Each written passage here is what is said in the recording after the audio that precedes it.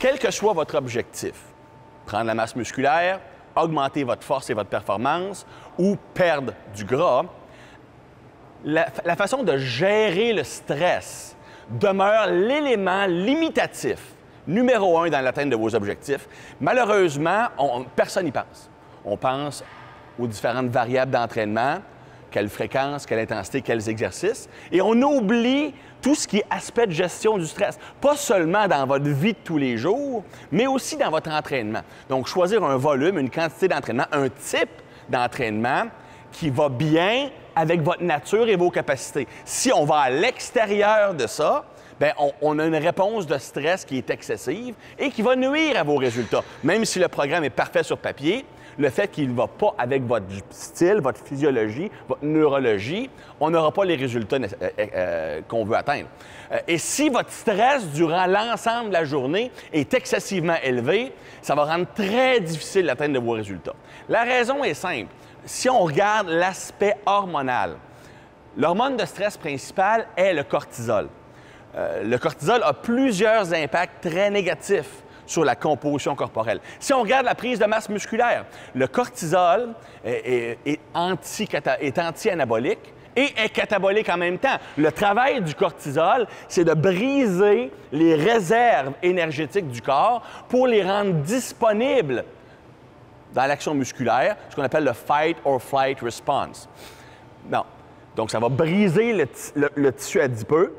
Ça va briser le glycogène musculaire, mais ça va aussi briser les tissus musculaires pour en faire des acides aminés qui peuvent être ensuite transformés en glucose, en énergie.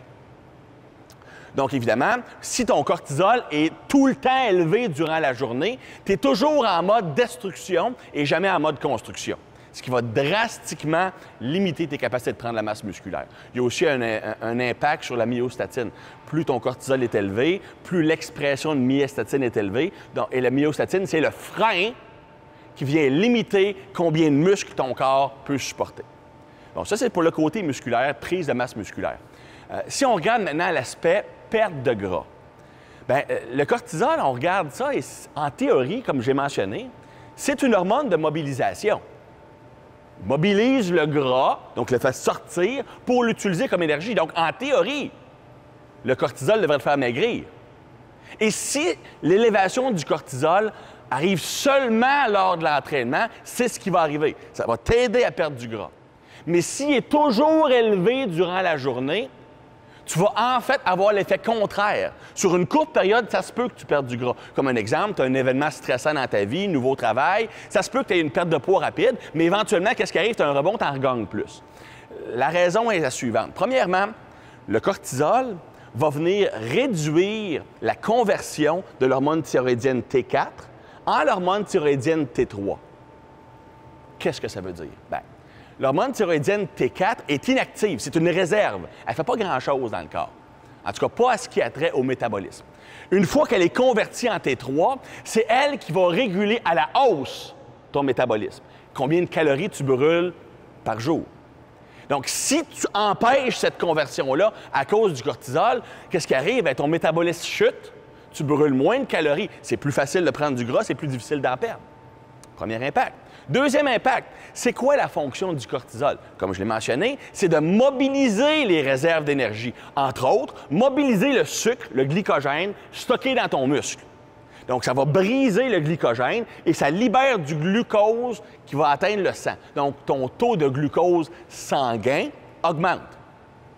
Si tu es en train de t'entraîner, c'est correct. Tu vas utiliser ça comme ressource d'énergie pour tes entraînements.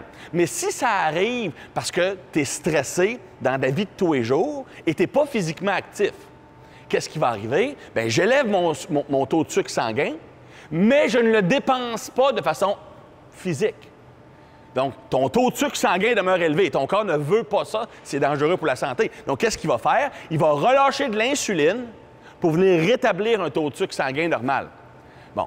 Si ton taux de cortisol est tout le temps élevé durant la journée, bien, ton insuline est tout le temps élevée. Qu'est-ce qui va arriver? Tu vas désensibiliser ton corps à l'insuline. Tu deviens résistant à l'insuline. Et plus tu es résistant à l'insuline, plus c'est difficile de perdre du gras. Et plus c'est difficile de prendre la masse musculaire.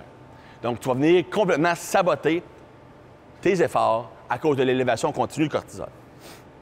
Donc ça, c'est les raisons principales au point de vue perte de gras. Maintenant, au point de vue hormonal, qu'est-ce qui se passe aussi? Bien, il ne faut pas que tu oublies que le cortisol est construit à partir de la même matériel de base, la pregnénolone, que la testostérone et l'estrogène, entre autres. Donc, si je produis tout le temps du cortisol en quantité industrielle, qu'est-ce qui arrive? Il ne me reste plus de ce matériel de base-là pour fabriquer la testostérone et de l'estrogène. Un des premiers side effects, effets secondaires qu'on remarque chez un athlète en surentraînement ou encore près d'une compétition importante, ça va être une diminution importante de la libido. Parce que ces hormones sexuelles, testostérone ou estrogène, ont chuté. Mais aussi important, c'est que la testostérone et l'estrogène sont des hormones qui contribuent à construire la masse musculaire et récupérer de l'entraînement.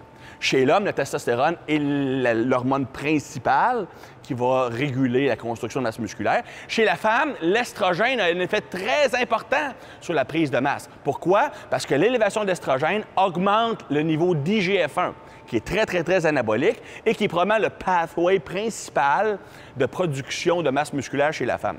Donc, c'est pour ça que des fois, trop baisser l'estrogène, c'est pas nécessairement mieux non plus. Donc, voici les raisons pourquoi le cortisol et la gestion du stress peut nuire à votre amélioration malgré un entraînement qui est significatif ou une diète correcte.